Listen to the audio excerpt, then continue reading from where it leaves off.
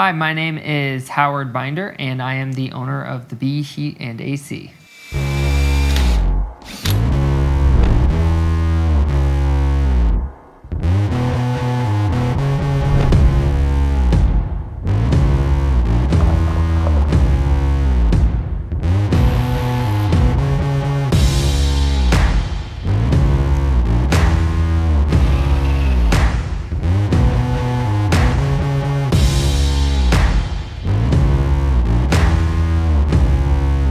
Being a business owner and also being a technician in the field can be a lot to manage.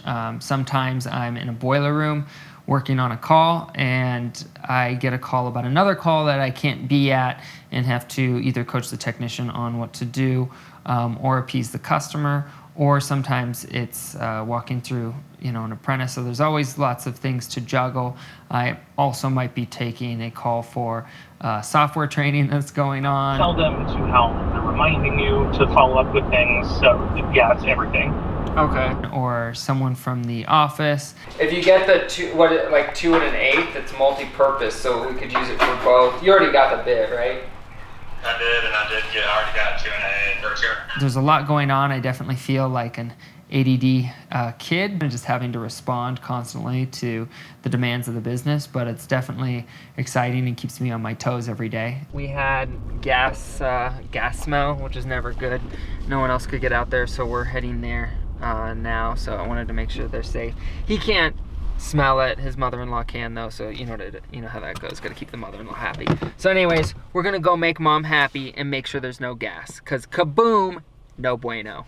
When I go into the field and I'm running an estimate, basically it's kind of one of the most important jobs for a couple reasons. Number one, you're the first point of contact with the customer. And so anyone I have running estimates, I'm always making sure I just want the customer to have a good experience. It's time to replace it. So if you plan on selling in the next 5 years, no? No, we're not that old. Okay. We are retired. It looks like it's gonna get up to 90 like tomorrow. It's so weird. It's like AC one week, heater the next. Because there's another furnace down there too. From we noticed. the graveyard. And nobody wants to take that.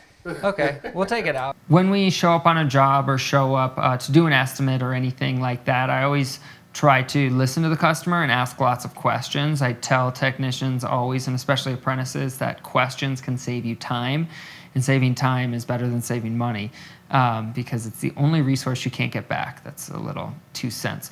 But where I was going with that is, sometimes you'll walk in and a customer might even be misinformed about their system. And so that's why I always ask lots of questions and really investigate for myself if the system's in a crawl space or in an attic, rather than being too lazy to get in the crawl space or get in the attic. Yeah, you see furnace graveyard? Because people are too lazy to break it down and because you have to disassemble that whole thing in order to get it through that hole. And so they'll just pull it out and leave it down here.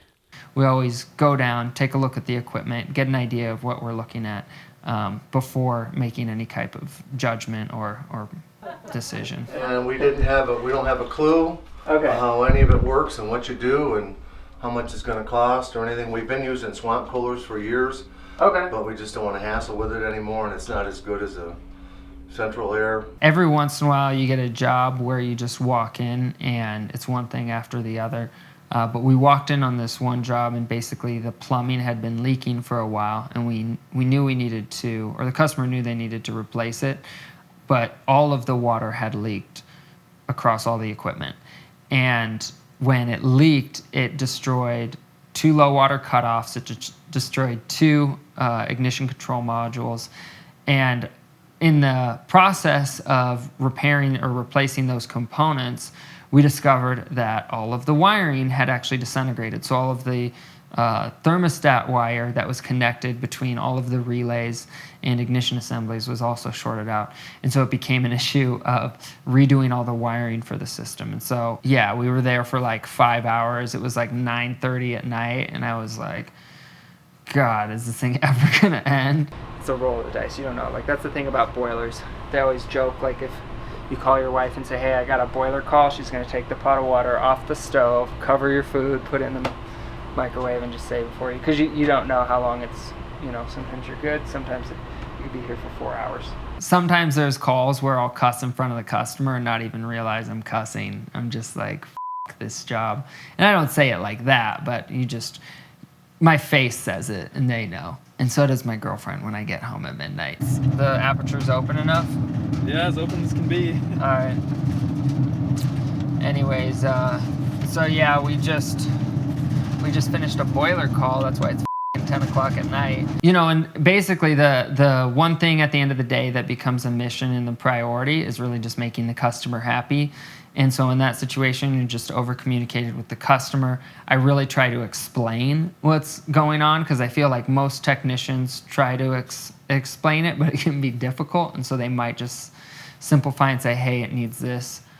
I like to take that extra step of trying to explain it in layman's terms or in as simplified of terms as possible so the customer can understand why we're doing what we're doing. As soon as they need a new system, they'll stop everything and send out a sales guy. I don't like that because I'd rather just have a technician sell it because they don't have that sales sort of feel because the customer feels like, wait, why is the... And in that situation, I explained to the customer when we got to that spot where I was at a standstill. I'd been on the job for 6 hours, was unable to locate the short in the wire.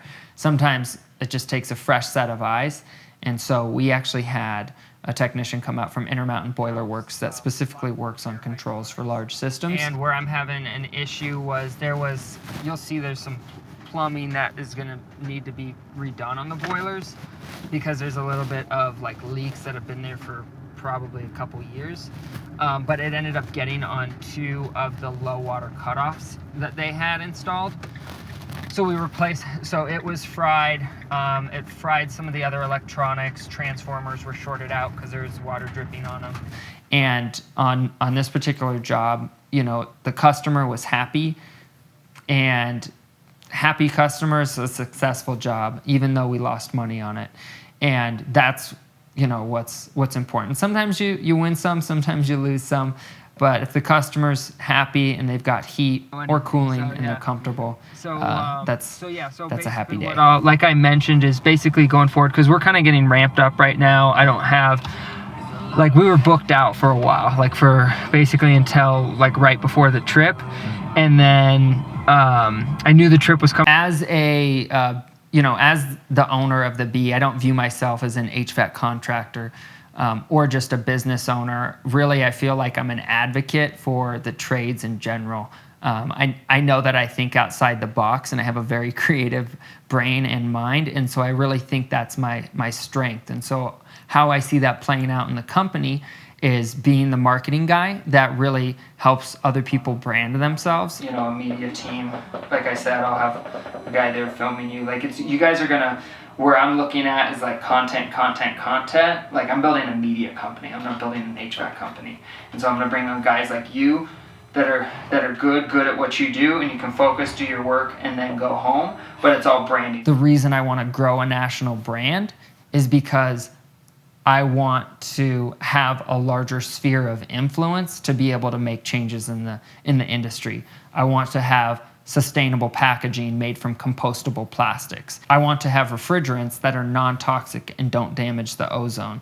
I want to have a clean recycling program that seamlessly integrates to where I can stamp a 100% recycled materials stamp on an AC, and then when I drop it off at a customer's house, they know, but it was also efficiently made from recycled materials, making this something that's affordable, because the second part of the equation is that this system can actually repurpose gray water. For those of you who don't know what gray water is, it's any water that's not connected to your sewage system. And by repurposing it or putting it through this system, that actually prevents that drainage or that runoff from going out into the environment. That's my long-term vision for the company. I really want to be the brand that creates the changes that need to be made for our environment so that not just the environment in terms of the air we breathe, but also the business environment so that people have a better quality of life and people are less burnt out and the industry is more efficient in doing the things that are available for long-term sustainability so that we're not being dinosaurs when we're living in an age where we can really revolutionize things.